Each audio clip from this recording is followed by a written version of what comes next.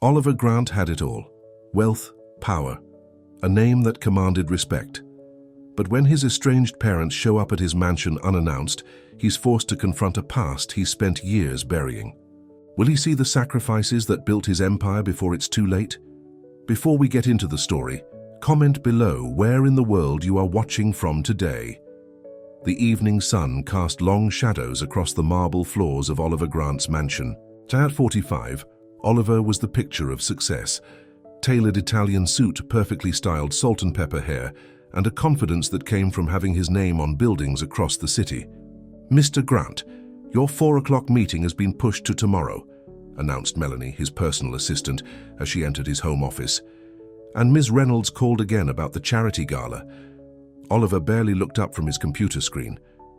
"Tell Jessica I'll be there, and have Michael prepare the car. I'm meeting the board for dinner at 7. "Yes, sir," Melanie replied, used to his brisk manner. "Oh, and there's something else." "What is it?" Oliver asked, slightly irritated. At the interruption, Melanie hesitated. "There are 2 people at the gate. They say they're your parents."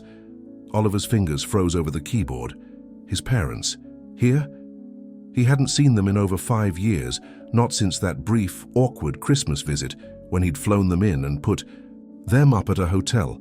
"Did they call ahead?" he asked, his voice suddenly tight. "No, sir. Security asked if they should send them away, but I thought I should ask you first." Oliver stood up and walked to the window. From here he could see part of the long driveway leading to his $12 million estate. What were they thinking, showing up unannounced like this? "Let them in," he said finally. "Have them wait in the small sitting room." As Melanie left, Oliver straightened his tie and took a deep breath. This interruption was the last thing he needed today. He had empire to run, deals to close, people depending on him. He didn't have time for surprise family visits. The sitting room was one of the smaller spaces in the mansion, which still meant it was larger than the entire house he'd grown up in. When Oliver entered, he saw them immediately. Robert and Eleanor Grant, sitting stiffly on the edge of a cream-colored sofa that probably cost more than they made in a year. Mom, Dad. His greeting was polite but cool. "This is unexpected." Eleanor stood up first, a small woman in her 70s, wearing a simple floral dress that had seen better days. "Oliver," she said, her voice warm despite his cold welcome. "Look, at you, so handsome." She moved to hug him and Oliver allowed it, though he didn't quite return the embrace. Her familiar scent, something like laundry soap and cheap perfume, brought back memories he preferred to keep buried. Robert Grant remained seated, his weathered hands resting on his knees. At 75, he looked older than Oliver remembered, thinner, with deeper lines around his eyes. "Son," he said with a nod. "Nice place you got here." Oliver glanced at his watch. "Thank you. I have a dinner meeting soon, so we won't take much of your time," Eleanor interrupted, her smile faltering slightly. "We were just passing through on our way to see Betty's daughter graduate, and we thought, well, it's been so long." Betty, his mother's friend from the factory where she'd worked double shifts for 20 years. Oliver barely remembered her. "You should have called first," Oliver said, not bothering to hide his annoyance. "I run a tight schedule." "We did call," Robert said, finally standing. His clothes were clean but worn, jeans and a button-up shirt that had been ironed with care. "Left messages with your secretary 3 times this month." Oliver made a mental note to speak with Melanie about screening his calls better. "Well, would you like something to drink? I can have Henderson bring in some tea." "We're fine," Eleanor said, reaching into her large purse. "We just wanted to see you and give you something." Oliver looked at his parents, really looked at them for the first time since they'd arrived. Their clothes were simple, their hands calloused from years of labor. His father's shoes were scuffed but polished. His mother's hair was gray now, cut in an inexpensive style, and suddenly, standing there in his multi-million-dollar home surrounded by the symbols of his success, Oliver felt something he hadn't expected: embarrassment. These people, with their dated clothes and humble manners, were his parents. What would his colleagues say if they saw them here? What would Jessica, his socialite girlfriend, think? "Actually," he said, glancing at his watch again, "this isn't a good time at all. I have investors waiting. Eleanor's smile disappeared. "Oh, well, we understand. You're a busy man." "Very busy," Oliver confirmed, already backing toward the door. "Maybe next time you can call my assistant and set up a proper appointment." Robert's face darkened. "An appointment? To see our own son?" "Dad," Oliver started, his tone warning. "No," Robert interrupted, his voice quiet but firm. "I want to know when we became people who need an appointment. When did you become too important? For your own family?" Oliver felt heat rising in his face. "Look at this place," he said, gesturing around him. "I have wealth, status, power. And you? You have nothing. I built all of this myself, from nothing. Do you have any idea what that takes? The sacrifices I've made?" His mother's eyes filled with tears. "We never wanted all this, Oliver. We just wanted you to be happy." "I am happy," he snapped. "I'm successful. I'm respected. I am everything I ever wanted to be, and I did it all on my own." "On your own," his father repeated, his voice tight with anger. "Is that what you think?" "Robert," Eleanor placed a hand on her husband's arm. "It's okay, let's go." "No, Ellie, he needs to hear this." Robert took a step toward his son. "You think you did this all by yourself? You think you got where you are with no help from anyone?" Oliver scoffed. "I am rich. You are poor. You don't belong here. I worked for everything I have." His father's jaw tightened, but he said nothing more. Eleanor's face had gone pale, but she straightened her shoulders. "We're proud of you, son," she said quietly. "We always have been." Oliver looked away, unable to meet her gaze. "Henderson will see you out." As if on cue, the butler appeared in the doorway.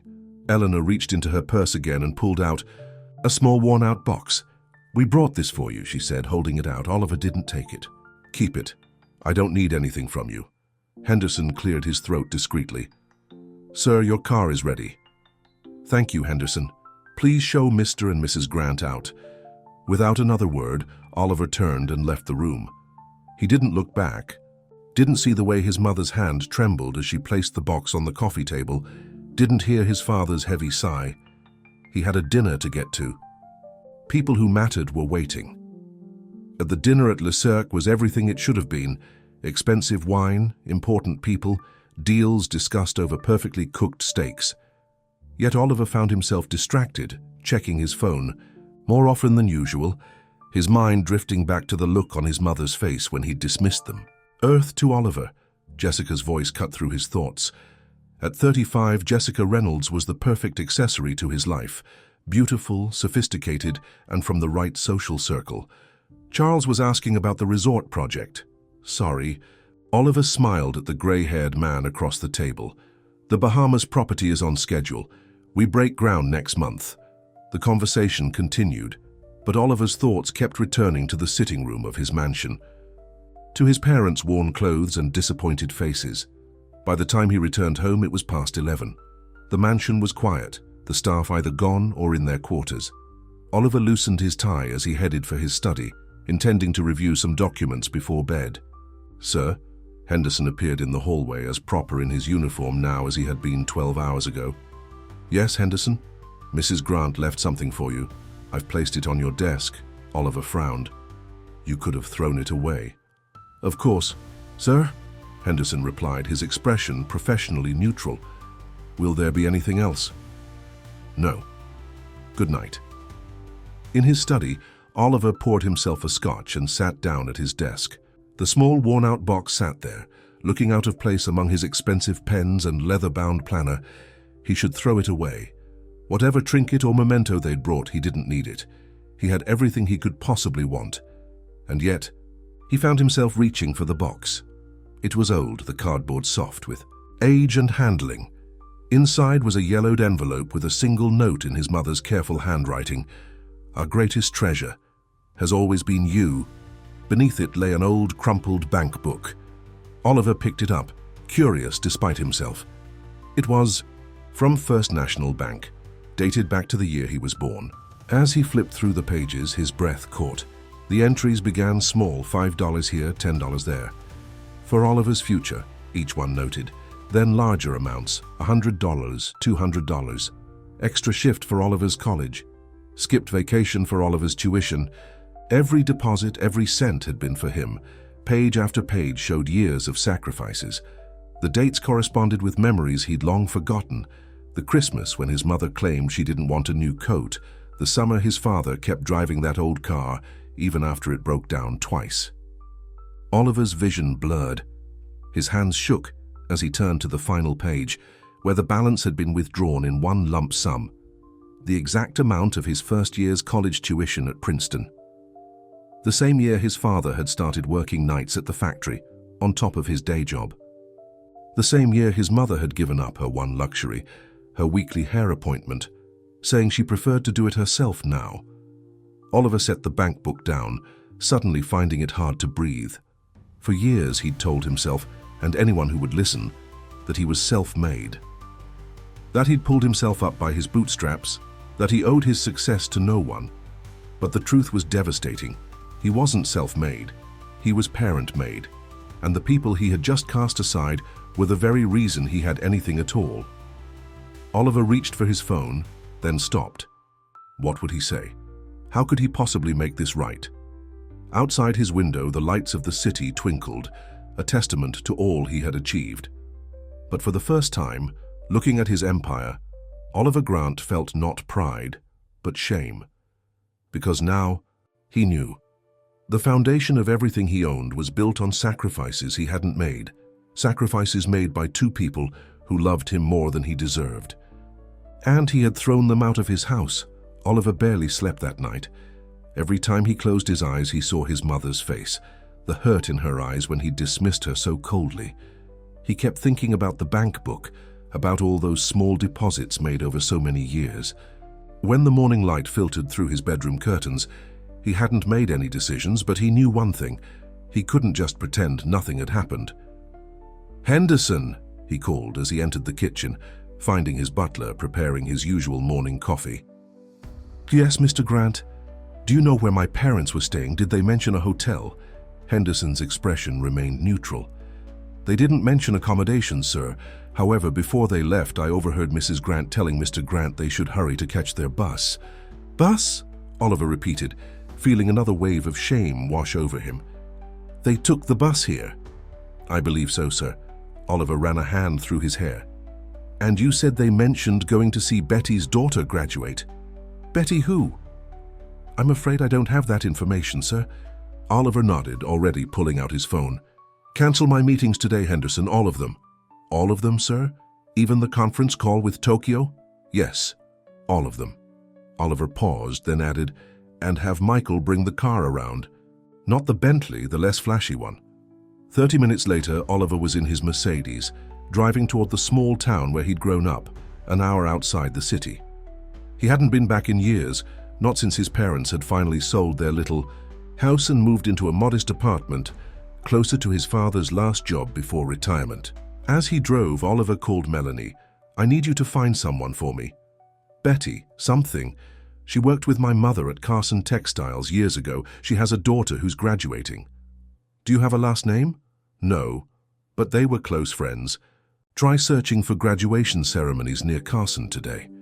While Melanie worked on that, Oliver kept driving, the familiar landmarks bringing back memories he'd long suppressed.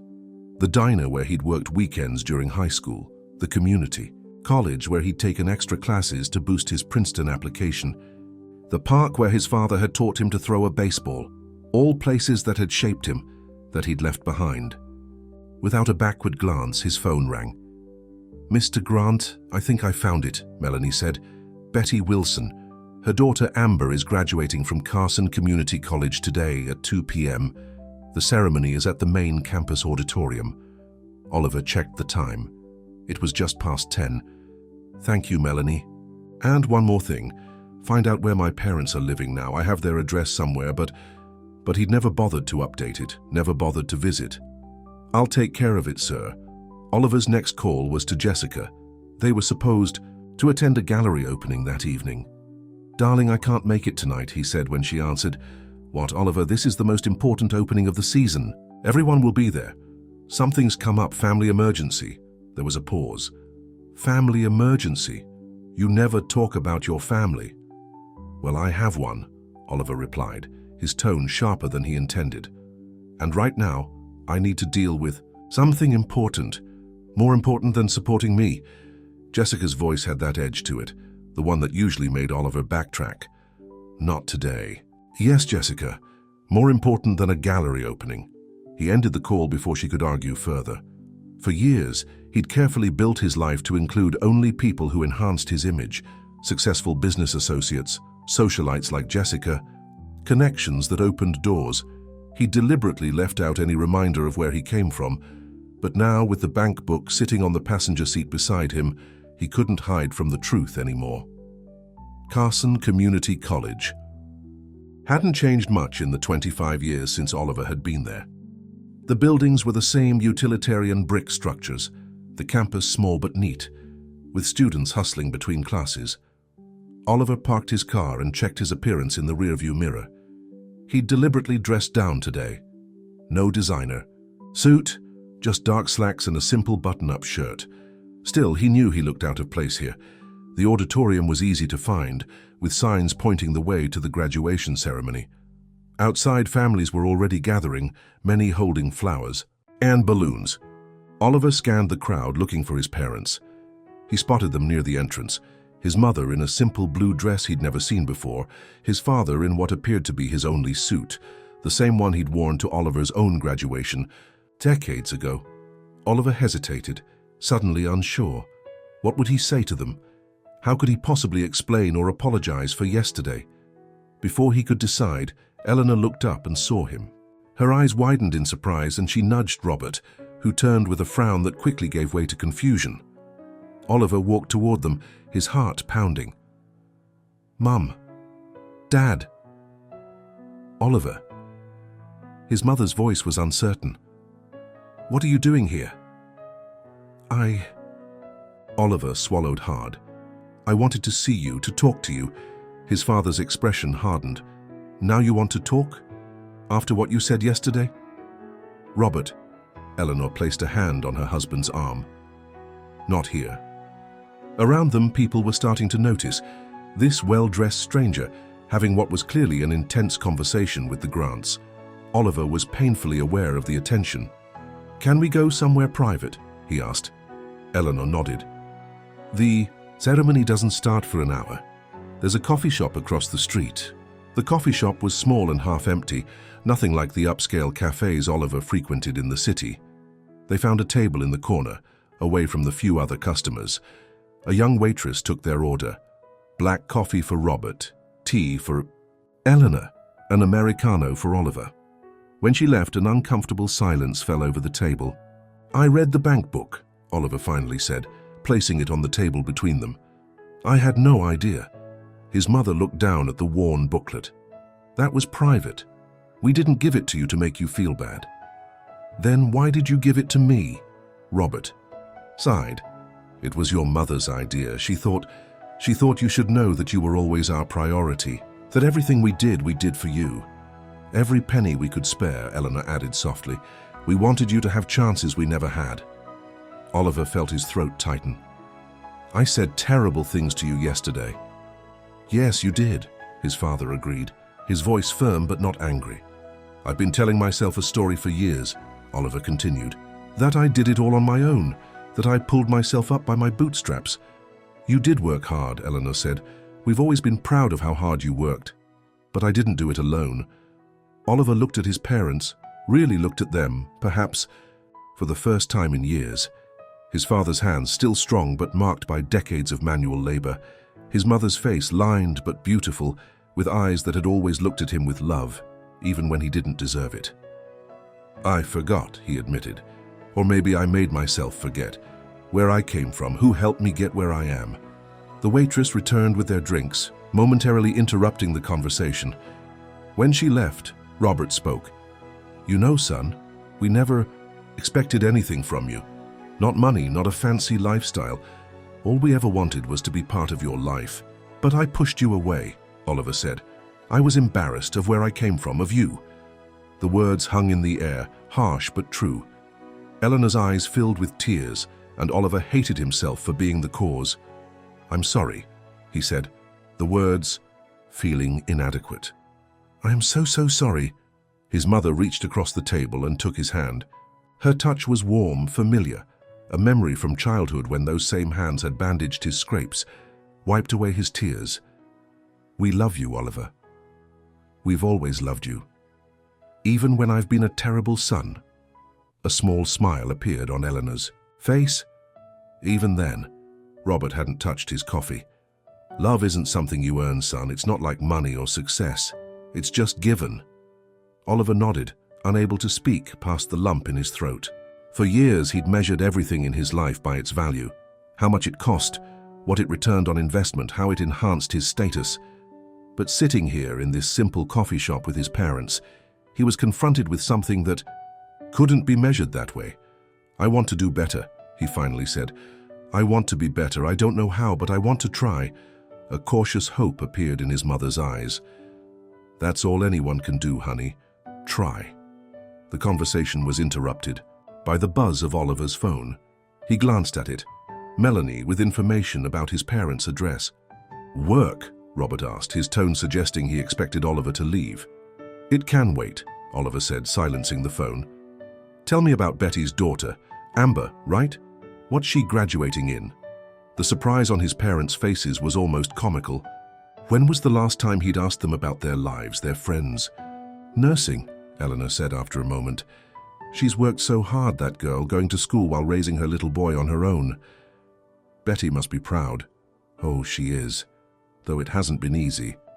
Amber lost her scholarship last year, and they almost couldn't afford the final semesters." Oliver absorbed this information, another piece of a world he'd deliberately left behind, where people struggled to pay for education, where every dollar mattered. "I'd like to attend the ceremony," he said, "if that's okay with you." His parents exchanged a glance, a silent communication born of decades together.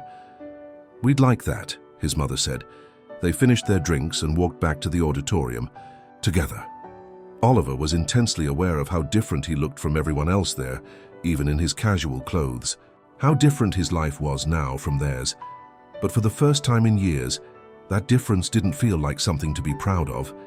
Instead, it felt like a divide he'd created, a wall he'd built between himself and his roots, between himself and his family. As they found seats in the auditorium, Oliver's phone buzzed again. This time it was Jessica. "I need to take this," he told his parents, stepping into the hallway. "Jessica?" "Oliver, I've been thinking about tonight," she began, without preamble. "If it's really an emergency, I understand. But the Sullivans will be there, and you know how important they are for the resort project." Oliver looked through the doors of the auditorium, where his parents were saving him a seat. His mother waved when she caught his eye. "Jessica, I'm not coming tonight, and the Sullivans will have to wait." "Wait? Oliver, they don't wait for anyone. What's gotten into you?" "Perspective," he said simply. "I'll call you tomorrow." He ended the call and returned to his seat just as the ceremony was about to begin. His mother leaned over. "Everything okay, Oliver?" Smiled at her, a genuine smile that felt unfamiliar on his face. "Yeah, Mom, everything's okay." As the graduates began their procession, Oliver felt something he hadn't experienced in a long time, a sense of being exactly where he belonged. The ITE graduation ceremony was nothing like the formal, elaborate affairs Oliver usually attended. The auditorium was modest, the decorations simple, the speeches heartfelt rather than polished, but there was a warmth to it that touched him unexpectedly. When Amber Wilson's name was called, Betty and his parents stood up, clapping and cheering. Oliver stood with them, watching the young woman cross the stage, her smile wide as she accepted her nursing diploma. "She did it," Eleanor whispered, wiping away tears. "After everything, she did it." After the ceremony, they gathered outside, with the other families. Oliver hung back slightly as his parents congratulated Amber and Betty, feeling out of place in this celebration. Betty noticed him first. "Ellie, is that your Oliver?" she asked, peering at him with curious eyes. She was a small woman about his mother's age, with grey hair and a kind face. Eleanor beckoned him over. "Yes, this is our son. Oliver, this is Betty, my dear friend I've told you about." "Pleased to meet you," Oliver said, extending his hand. Betty ignored the hand and pulled him into a hug instead. "Well, look at you, all grown up and so handsome. Your mama shows me your pictures in those business magazines." Oliver glanced at his mother, surprised. "You keep track of my press?" Eleanor blushed slightly. "Of course we do, we have a whole scrapbook." Before Oliver could respond to this revelation, Betty was introducing him to her daughter. "This is my Amber, the nurse," she said proudly. "And this little man is Jaden, her son." Amber Wilson was in her late 20s with tired eyes but a determined smile. Beside her stood a boy of about 6, clutching a small bouquet of flowers he'd obviously given his mother. "Congratulations," Oliver said, feeling strangely nervous. These were the kind of people he normally only interacted with as employees or service workers. "That's a significant achievement." "Thank you," Amber replied. "It's been a long road." "Mom told me you almost lost your scholarship last year," Oliver said. "That must have been difficult." Amber looked surprised that he knew this detail. "It was. I thought I'd have to drop out. But then someone anonymously paid my remaining tuition." She glanced at Betty. "Mom swears she doesn't know who, but I've always suspected her." Betty shook her head. "Wasn't me, though, Lord knows I wish I could have. Must have been one of those angel donors the college sometimes gets." Oliver caught his mother watching him thoughtfully. A new thought occurred to him, one that wouldn't have crossed his mind just yesterday. "Are you all going somewhere to celebrate?" he asked. "We're having a little lunch at Rosie's Diner," Robert answered. "The one on Hampshire Street where I used to work." His father nodded, looking pleased that Oliver remembered. "Would it be all right if I joined you?" Oliver asked. "My treat, of course." The surprise on everyone's faces made Oliver realize just how far he'd drifted from being the kind of son who would naturally be included in such family gatherings. "We'd love that," Eleanor said quickly before anyone else could respond. An hour later, Oliver found himself in a vinyl booth at Rosie's Diner, surrounded by his parents, Betty, Amber, and little Jaden. The diner hadn't changed much in the 20 years since he'd bussed tables there. Same checkered floors, same jukebox in the corner, same smell of coffee and grilled onions. "Mr. Oliver, do you really have a swimming pool in your house?" Jaden asked, eyes wide with wonder. Somehow the boy had ended up sitting next to Oliver, his small legs swinging beneath the table. "I do," Oliver answered, "and you can just call me Oliver." "Mom says we can't afford swimming lessons," Jaden continued, oblivious to Amber's embarrassed expression. "But I really want to learn." "Jaden, that's enough," Amber said gently. "I told you maybe next summer." Oliver found himself speaking before he'd fully thought it through. "I know some excellent instructors.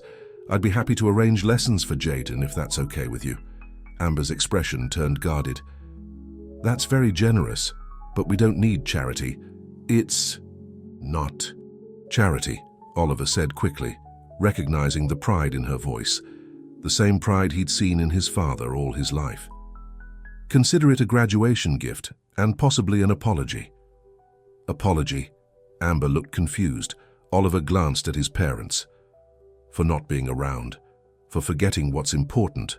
The tension at the table eased, and conversation flowed more naturally after that. Oliver found himself telling stories about his early days working at the diner, while Betty shared embarrassing tales about his mother from their factory days. "Your mum was the worst at operating the cutting machine," Betty laughed. "Remember when you sliced through an entire roll of fabric, Ellie?" "They almost fired me," Eleanor admitted. "Would have, if the floor manager hadn't been sweet on me." "Dad was already working at Carson then, wasn't he?" Oliver asked, realizing there were gaps in his knowledge of his parents' lives. "No, that came later," Robert corrected. "I was still at the lumberyard when your mother worked cutting. I didn't get on at Carson until you were about 10. Another piece of family history Oliver had forgotten, or never properly known. How many other details of his parents' lives had he ignored over the years? As they finished their meal, Oliver insisted on paying despite Robert's protests. When they stepped outside, the afternoon sun was warm, the street busy with Saturday shoppers. "We should get going," Betty said. "Amber's got a small party with her friends tonight." After goodbyes were exchanged, including a high five from Jaden, Oliver found himself alone with his parents on the sidewalk. "What now?" he asked, feeling oddly reluctant for the day to end. His mother smiled. "We've got nothing planned. Though, We should check the bus schedule back to Riverside. Riverside, that's where you're living now, Robert nodded. Got a nice little apartment there. Not fancy, but it's close to the senior center where your mother volunteers. Oliver frowned. You don't need to take the bus, I'll drive you. It's an hour out of your way, his father pointed out. I don't mind. Oliver hesitated, then added, Actually, I'd like to see where you live, if that's okay. The hope that bloomed on his mother's face made his chest ache. We'd love that, Oliver. The Riverside Senior Living Complex was exactly what its name suggested, a modest apartment building for retirees on fixed incomes. The hallways were clean but institutional, the elevator slow and creaky. Oliver followed his parents to apartment 304, noting the worn carpet and the faint smell of disinfectant that seemed to permeate the building. It's not much, Eleanor said as she unlocked the door, but it's home. Oliver wasn't sure what he'd expected, perhaps something depressing that would fuel his guilt. But the apartment, though small, was warm and inviting. Photos covered nearly every surface, many of them of Oliver at various ages, from childhood through his college graduation. What struck him most was a framed newspaper clipping on the wall, his first major business success, when Grant Enterprises had acquired Midwest Technologies. The headline read, "Local boy makes good, Grant's billion-dollar deal." "You've kept all these?" he asked, moving from one photo to another. "Of course," Eleanor replied. "You're our son." There was no accusation in her voice, but Oliver felt the weight of it anyway. They had never stopped being proud of him, never stopped loving him, even when he'd pushed them away.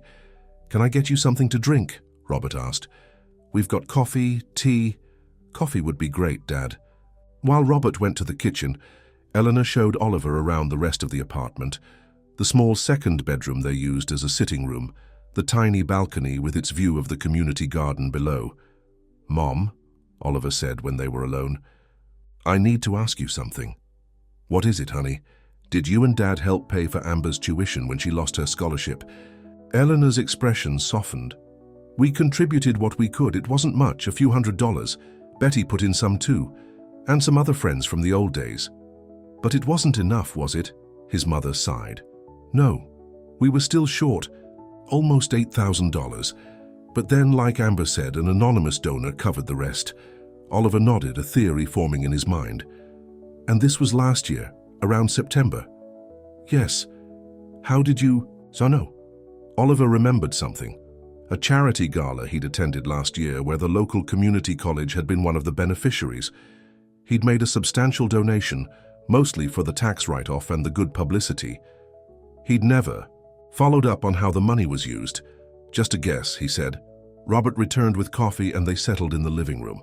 Oliver found himself looking around, noting the little signs of his parents' financial situation, the worn furniture, the outdated television, the careful way everything was maintained.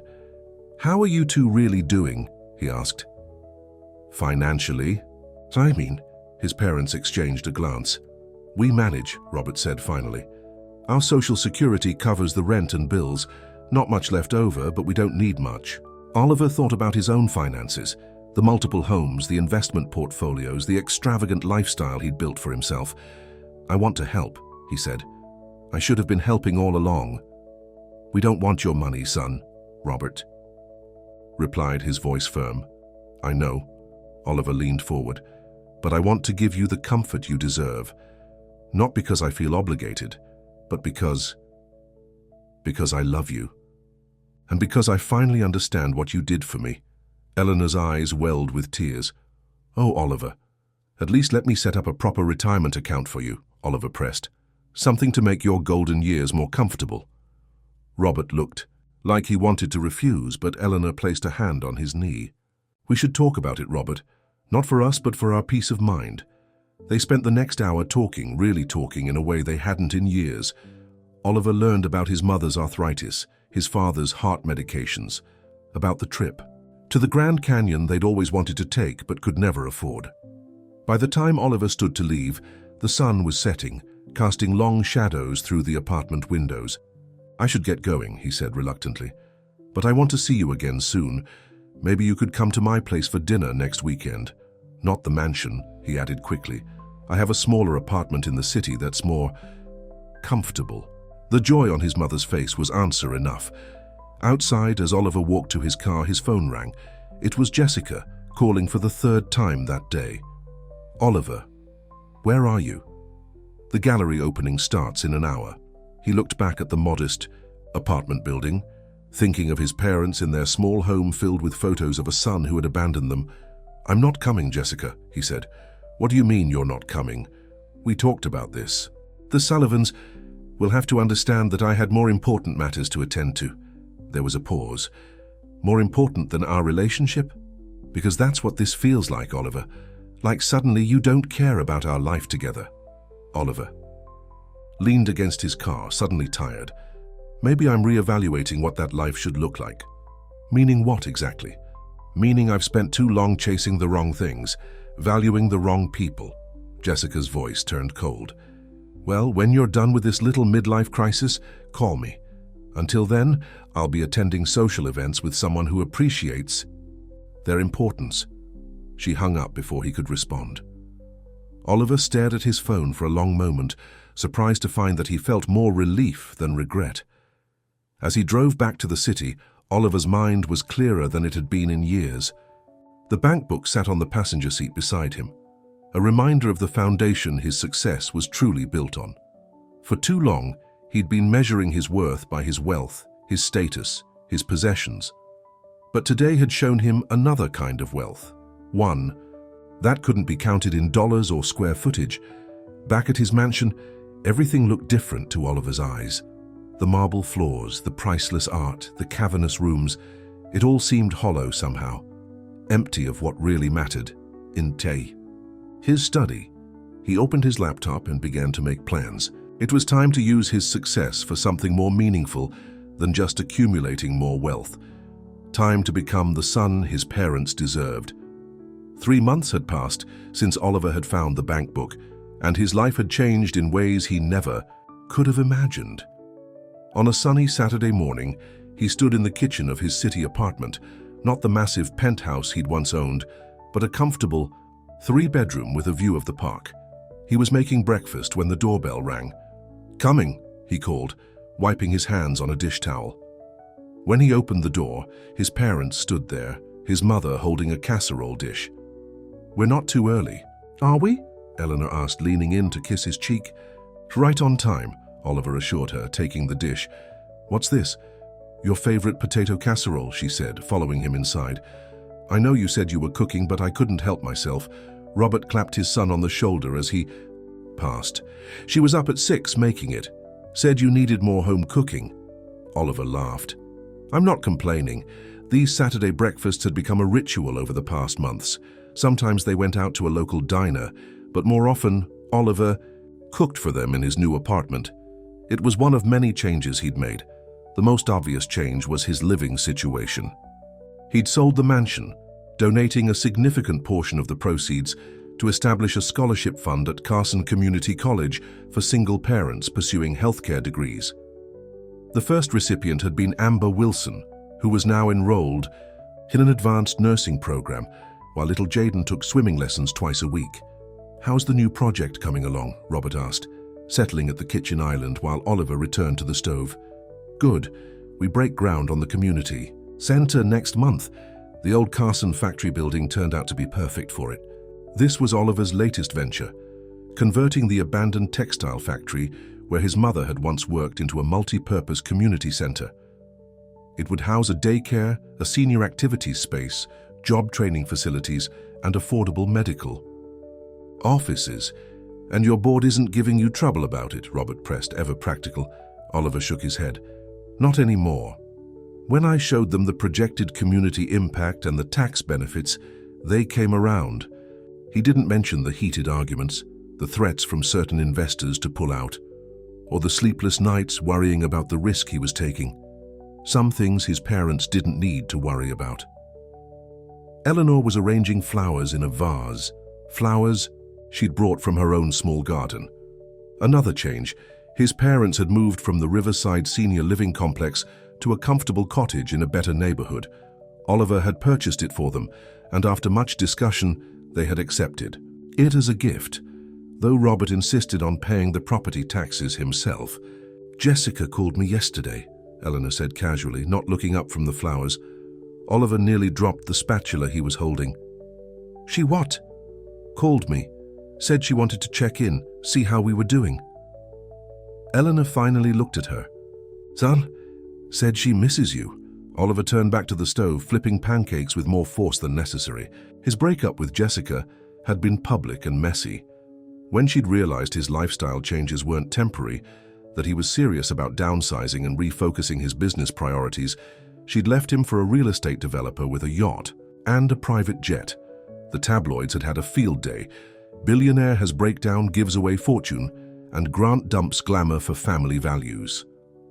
The business press hadn't been much kinder. Grant Enterprises shifts focus, investors nervous. "I don't miss her," Oliver said firmly. "We wanted different things."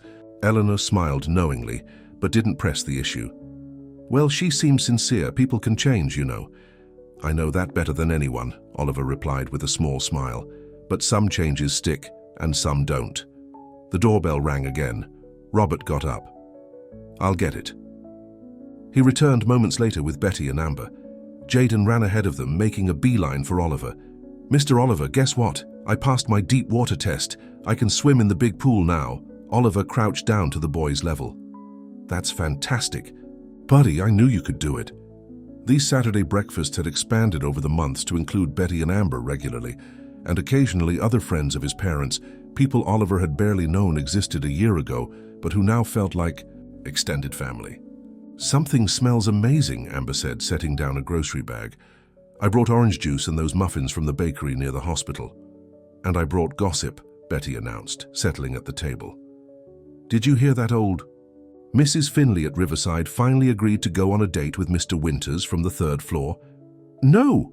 Eleanor exclaimed, delighted, after she turned him down 3 times. Apparently, his persistence paid off. Oliver listened to the chatter with a sense of contentment that still surprised him sometimes. A year ago, this would have been his idea of hell. A small apartment filled with ordinary people discussing the mundane details of their ordinary lives. Now it felt like home. His phone buzzed in his pocket, a text from his assistant about an urgent issue with the community center permits. Once he would have dropped everything to deal with it immediately. Now he simply silenced the phone. It could wait a few hours. "Everyone grab a seat," he said, carrying a platter of pancakes to the table. "Breakfast is ready." Later. That day, after his parents and their friends had left, Oliver found himself alone in his apartment. It was smaller and less luxurious than his previous homes, but it fit his new lifestyle, and it still had enough room for his parents to stay over when they wanted. His phone buzzed again. This time it was Jessica. "Oliver, can we talk?" He considered, ignoring the call, but that wasn't who he was anymore. "Hello, Jessica. You're a hard man to reach these days," she said, her voice carrying that familiar mixture of charm and irritation. "No assistant screening your calls, no security team blocking access. I've simplified my life, so I've heard." There was a pause. "I called your mother yesterday." She mentioned it. "She's sweet. I can see where you get your kinder side from." Oliver sat down on his couch, looking out at the park below. "What do you want, Jessica?" "To apologize, for starters. I reacted badly when you started changing things. I thought it was some kind of crisis or phase. It wasn't. I see that now." Another pause. "I miss you, Oliver. The real you. Not the social climber I thought I was dating, but the man who cared. Enough to change his entire life when he realized he'd been wrong. 6 months ago, those words would have meant everything to Oliver. Now they just made him sad. I appreciate that, Jessica. But we're different people with different values." "People change," she countered. "I've been doing some volunteering at the children's hospital. It's made me think about what really matters." Despite himself, Oliver was curious. "Is that so?" "It is. I'd like to tell you about it. Maybe over dinner? Next week?" Oliver considered the invitation. The old Oliver would have jumped at the chance. To reconcile with Jessica. Beautiful, socially connected Jessica, who enhanced his image so perfectly. The new Oliver wasn't so sure. "I'll think about it," he said finally. "I've got a lot going on right now." "Of course, just don't dismiss the possibility that people can change. You did." After they hung up, Oliver sat for a long time, thinking about change, about second chances and forgiveness, about what he wanted his life to look like going forward. His reverie was interrupted by another call, this one from Melanie, his assistant. "Mr. Grant, I know it's Saturday, but we have a situation with the permits for the community center. The inspector is saying we need additional environmental studies before we can proceed." Oliver sighed. "Who's the inspector?" "Harold Matthews. Apparently he's concerned about potential soil contamination from the factory's manufacturing days." Oliver recognized the name. Matthews was known for being particularly strict, especially with projects that didn't come with substantial expediting fees under the table. "Call our environmental team. Have them pull the studies we've already done and schedule a meeting with Matthews for Monday morning. We'll address his concerns directly." "Yes, sir. And, sir, the Carson Sentinel wants an interview about the project. They're doing a feature on local revitalization efforts." The Carson Sentinel, the small local newspaper of his hometown. Once, he wouldn't have given them the time of day, saving his interviews for national business publications and glossy magazines. "Set it up," he told Melanie, "and make sure they know we're hiring locally for both the construction and the permanent positions." After hanging up, Oliver grabbed his jacket and keys. He needed some air, some space to think. Outside, the autumn afternoon was crisp and bright. Oliver walked too. The park across from his building, finding a bench with a good view of the playground where families were enjoying the weekend. He watched the children running and playing, their parents chatting nearby, and thought about how his priorities had shifted. Once success had meant more money, more power, more status. Now it meant something different, creating opportunities for others, reconnecting with his roots, building something meaningful rather than just profitable. His phone rang again. This time it was Amber.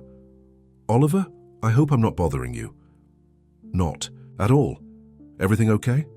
"Actually, yes, I just got some amazing news and wanted to share it. The hospital where I've been interning offered me a permanent position after I complete my advanced certification. Full benefits, tuition assistance for continuing education, and this is the best part. They have an on-site childcare center for staff, which means I can have Jaden close by while I work." "Amber, that's fantastic. Congratulations." "It wouldn't have happened without you," she said, her voice thick with emotion. "The scholarship, the recommendation letter to the program, you changed our lives, Oliver." "You did the hard work," he reminded her. "I just removed some obstacles." After they hung up, Oliver continued his walk, feeling a warmth that had nothing to do with the sunshine. This was the kind of return on investment he valued now, not percentage points on a balance sheet, but real impact on real lives. His phone buzzed with a text from his father. "Your mother wants to know if you're free for dinner tomorrow. She's making pot roast." Oliver smiled as he typed his reply. Wouldn't miss it. As he walked back to his apartment, Oliver thought about the bank book that had started it all. He'd had it framed, a reminder of where he came from and what truly mattered. That small, worn booklet had taught him the most valuable lesson of his life, that true wealth wasn't measured in dollars and cents, but in love, in family, in connection. In the kind of legacy that lived on not in buildings or bank accounts, but in the hearts of others. His parents had given him that greatest gift, not just the financial sacrifices recorded in that bank book, but the example of what it meant to love unselfishly, to give without expectation of return. It had taken him far too long to understand the value of that gift. But now that he did, he was determined to pass it on, to be as generous with his heart as his parents had been with theirs. Back in his apartment, Oliver went to his desk and pulled out a notepad. He had plans to make, a community center to build, a legacy to create that would honor the sacrifices his parents had made. The old Oliver Grant had built an empire of wealth. The new Oliver Grant was building something far more valuable, a life rich in meaning, in purpose, in love. And as he worked into the evening, occasionally glancing at the framed bank book on his wall, Oliver knew that this, not the mansion, not the luxury cars, not the social status, was what it truly meant to be rich, because the most precious gifts were the ones money couldn't buy. 6 months later, the Carson Community Center opened its doors. The ribbon-cutting ceremony was attended not by celebrities or politicians, but by the people who would actually use the facility. Parents in need of affordable childcare, seniors looking for community, young people seeking job training. Oliver stood on the small stage they'd set up in front of the renovated factory building, his parents beside him. Eleanor was crying happy tears, and even Robert looked emotional as he surveyed the crowd of neighbors and friends. "Today marks not just the opening of a building," Oliver said into the microphone, "but the continuation of a legacy. This factory once provided livelihoods for hundreds of families in our community, including my own mother, who worked here for 20 years. He looked at Eleanor, who squeezed his hand encouragingly. "What I've learned in the past year is that true success isn't measured by how much we accumulate, but by how much we give back. By the lives we touch, the opportunities we create, the love we share." In the front row, Betty wiped tears from her eyes. Beside her, Amber stood tall in her nurse's uniform, having come straight from her shift at the hospital. Jaden, now 7, fidgeted in his suit, but beamed with pride when Oliver winked at him. "This center is dedicated to my parents, Robert and Eleanor Grant, who taught me the most important lesson of my life, that the greatest gifts are the ones money can't buy." As the crowd applauded, Oliver looked out at the faces before him. Not the wealthy investors or socialites he once courted, but ordinary people whose lives would be better because of what they were building together. This was his true legacy. Not the fortune he'd amassed, but the difference he was making. After the ceremony, as they walked through the new center, Eleanor linked her arm through Oliver's. "I am so proud of you," she said simply. Those words, from the woman who had sacrificed so much for him, were worth more than all the business awards and magazine covers he'd ever received. "I'm the one who's proud," Oliver replied, looking down at his mother's face, lined with age but beautiful with love. "Proud to be your son." Later, as they gathered for a family dinner at Oliver's apartment, his parents, Betty and Amber, Jaden, and a few other close friends, Oliver took a moment to step onto his small balcony for a breath of air. The city stretched before him, lights twinkling in the evening darkness. His life was so different now than it had been a year ago. Simpler, in some ways more complex in others, less focused on acquisition, more on connection. His phone buzzed with a text from Jessica. "Saw the news about the community center? Congratulations, you're doing amazing things." Oliver smiled slightly but didn't reply. They'd had that dinner, she'd suggested, and while it had been pleasant enough, he'd realized some chapters were better left closed. Jessica was changing, yes, but they were on different paths now. "Everything okay?" His father's voice came from behind him. "Everything's perfect," Oliver replied, turning to face the man who had worked so hard for so many years to give him opportunities, just taking a moment to appreciate it all. Robert nodded, understanding in his eyes. "Your mother wants to talk about Thanksgiving plans. She's thinking we should invite Amber's mother's cousin, who just moved to town. Apparently, she's a lovely widow about your age." Oliver laughed. "Is she now? I told Eleanor to give you some breathing room, but you know your mother. Always planning." "I don't mind," Oliver said, and realized it was true. His mother's matchmaking, his father's practical advice, the family dinners and weekend breakfasts, he treasured it all now.